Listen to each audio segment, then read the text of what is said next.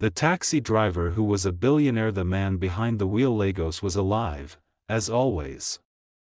Horns blared, street hawkers chanted, and the humid air buzzed with energy.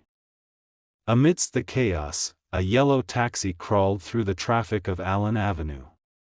Behind the wheel sat Alex, polite, quiet, and too handsome for a taxi driver.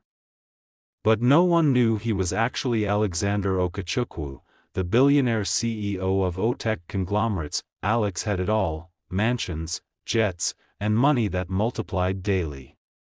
But none of it gave him peace. Everywhere he went, women smiled too wide and men bowed too low. Love, to him, was a ghost he had never touched. So, he disappeared from his boardrooms and reappeared behind the steering of a beat-up taxi. His life changed one rainy evening. He had just dropped off a passenger near Ojota when he saw her, standing at the side of the road, shielding her younger brother with a worn-out umbrella. She was soaked, her face hardened, but her eyes, sharp, brown, defiant, caught him. "Get in," he called out. "I no get money," she replied bluntly. "I no dey collect money from water spirit," he joked. She hesitated, then helped her brother into the back seat. "Ifioma," she said, not looking at him. "Alex," he replied, smiling. She didn't smile back. Over the next few weeks, they kept meeting. Sometimes by accident, sometimes by fate. Ifioma would always pretend not to care, but she started waiting for his taxi.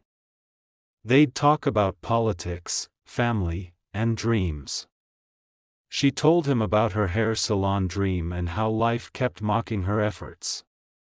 He listened, not as a billionaire, but as a man. Alex helped in little ways, fixing her salon's faulty wiring, bringing her leftover food from fancy restaurants, and occasionally buying hair products she couldn't afford. He never revealed his identity. She didn't care who he was, she only cared how he made her feel. But secrets don't stay buried in Lagos Point. One day, Ifioma passed a giant billboard at Ikeja City Mall. There, in a sharp suit, was Alex, smiling beside the words, "Alexander Okechukwu, Africa's Tech Lion." Her heart froze. That was her taxi driver. She felt played, humiliated. Without a word, she blocked his number and stopped coming to the roadside. Her world spun with betrayal. Alex, in his real suit now, stood before his board of directors, but his mind was with her. "I didn't lie to hurt her," he told his assistant. "I lied to find something real. Truth has no disguise." A week passed. Then 2. Ifioma tried to focus on her small salon, but her hands trembled every time she heard a horn outside. Her brother, Chuka, asked, "Why you no talk to Uncle Alex again?" She had no answer. Then, one evening, Chuka collapsed from a high fever. She rushed him to the nearest hospital, but they refused treatment until a deposit was paid. She begged, cried, prayed. That's when Alex arrived. No bodyguards. No suit. Just him, and the same old taxi. "I'll handle it," he said softly, brushing past her to the receptionist. She wanted to scream, to slap him, to hug him all at once. Instead, she stood silently as he paid the bill and waited beside her all night. When Chuka finally stabilized, they sat outside on a hospital bench.